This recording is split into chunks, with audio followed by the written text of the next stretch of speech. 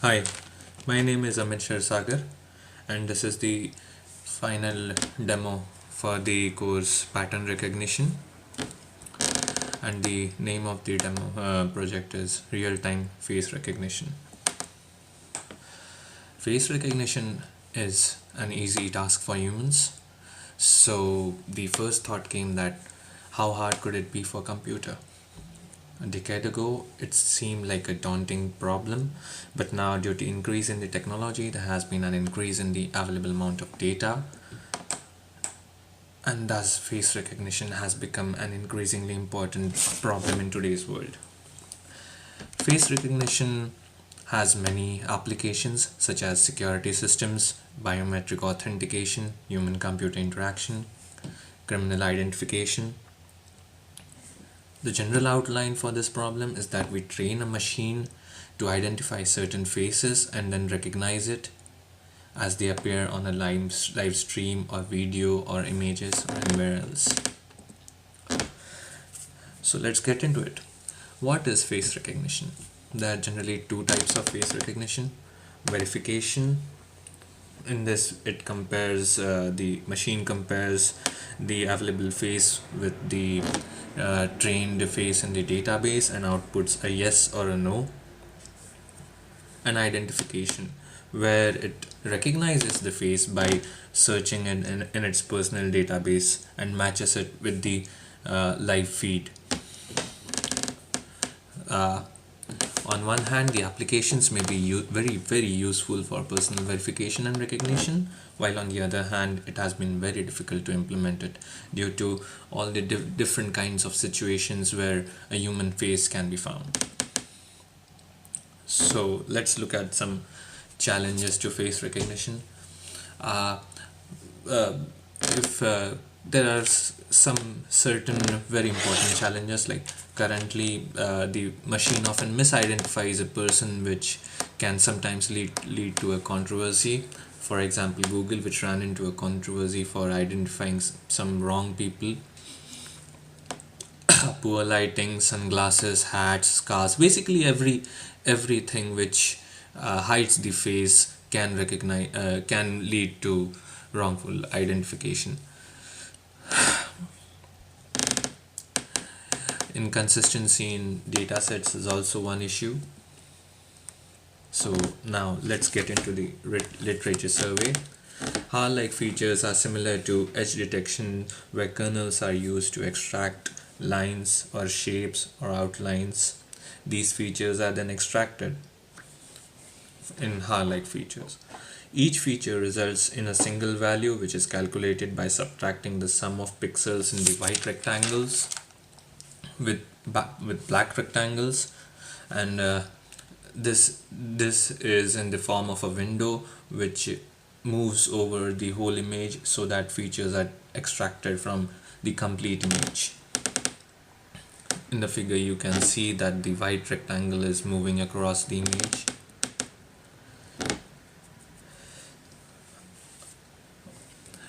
So here's the description, that the window of the target size is moved over the input image, and for each subsection the HAR-like feature is calculated. In Viola Jones object detection framework, the HAR-like features are organized into something called as a cascade classifier, which is a very strong learner.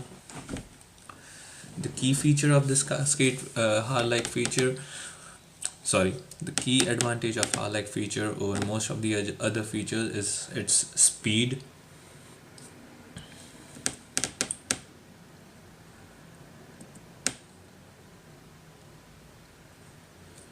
So let's move on to cascading.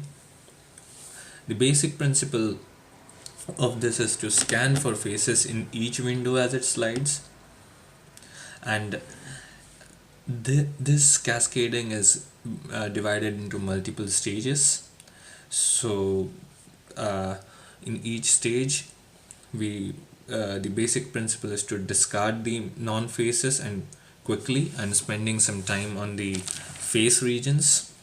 Each stage is a strong classifier, which is a combination of weak classifiers, as it uses decision trees. The function of each stage is to determine whether the given sub-window is a face or not a face. In the figure you can see that F1, F2, F3, these are the different sub-images and stages where if it is not a face, then it is straight away discarding it, else it goes on to the next stage where it is strongly classified more and more. Eigenfaces.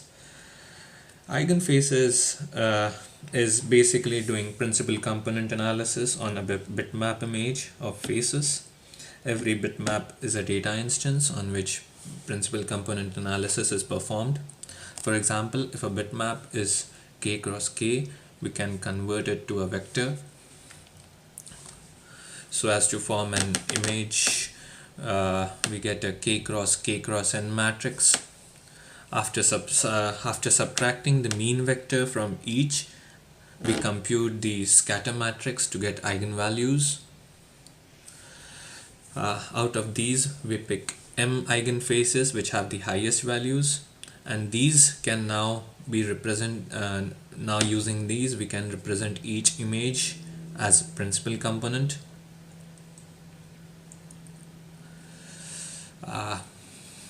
As the training set consists of m images, we can use this.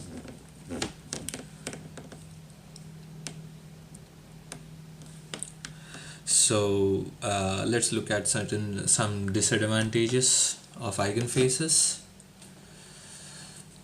Scatter is maximized in both between and also within the class. We can try and get around this disadvantage by discarding the three most important principal components, but this would lead to some other disadvantage, like these three being the most important principal components discarding them might result in loss of important data, and we might be less accurate. But two advantages of eigenfaces which we found while executing the program was that it ran faster and used less amount of memory. So Fisher faces.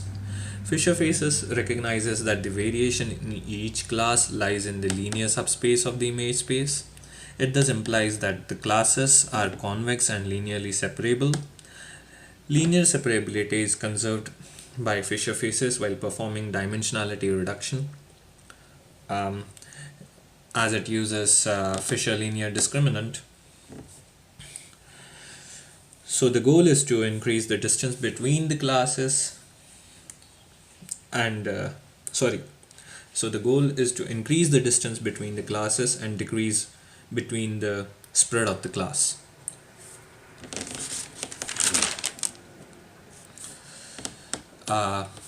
So what we found is that Fisher linear discriminant achieves greater between class scatter than PCA, thus simplifying the classification problem. So it is more accurate than eigenfaces. So the diagram shows a comparison between eigenfaces and Fisher faces. As we can see that here in this diagram, the scatter is a two-class classification problem where there are about 20 sample input points that are initially in 2 dimension and are projected in 1 dimension. Here we see that Fisher linear discriminant gives a more compact scatter as compared to the principal component analysis. Also, it preserves the one-dimensionality of linear one-dimensionality of the classes. Let's move on to implementation now. So here's a flowchart of the implementation. The first step is to initialize the classifier parameters such as the cascade classifier and depending on the model, eigen or Fisher face model. The second step is that after initializing, we capture the images from the video feed. After that, we process the image by flipping it, as it is easier for the machine to recognize it if we flip the image. Means like as in real life it would be inverted. Then we convert it to grayscale and scale the image uniformly. Once the training is done on that image, we detect the faces, and once the faces are detected, the image is cropped so as to contain only the face. After enough training, the saved images are given to the classifier, and the classifier learns it. The next step is recognition. Here also, as in training, we initialize the classifier, and we load the training data which has been created during the training step. We start reading from the video feed after the model has loaded the training data, and again we start capturing the images and process it in the similar fashion. But now that we have already trained the data, we predict the class or label of the image, and we project it on the screen with a confidence score. This is kind of like supervised learning, where we are training the model initially, and then we are classifying the image. So these are the results of the project. So here we can see that the images have been converted to grayscale while training, and also it is capturing various expressions and in various lighting, in different lighting. So this is the recognition step. Here the model is classifying the person and also projecting the confidence score.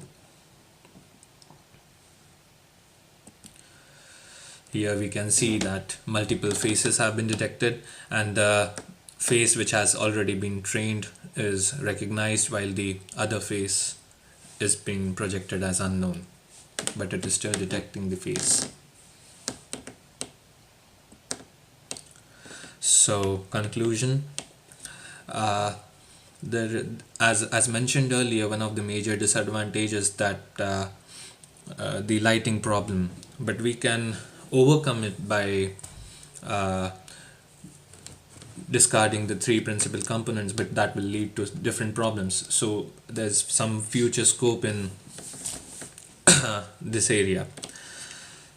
We can also implement different machine learning algorithms, like using deep learning techniques, which is a nascent area and has been recently explored in the field of facial recognition. We can use convolutional neural networks or recurrent neural nets. Both of these things have given some good results. We have also seen that face recognition works irrespective of lighting in our project, and it also works on multiple faces. One of the major things which we learned is that Fisher faces, even though if it provides better results, it works a bit slower than Eigen faces.